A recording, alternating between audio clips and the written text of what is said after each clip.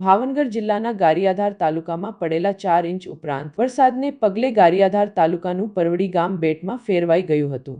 પરવડી ગામની આસપાસ માત્ર પાણી જોવા મળતું હતું। ભારે વરસાદને કારણે વાહન વ્યવહાર પણ પ્રભાવિત થયો હતો। પરવડી ગામમાં વરસાદના પાણી ઘરોમાં ઘૂસી જવાને કારણે સ્થાનિકોની મુશ્કેલીમાં વધારો થયો હતો।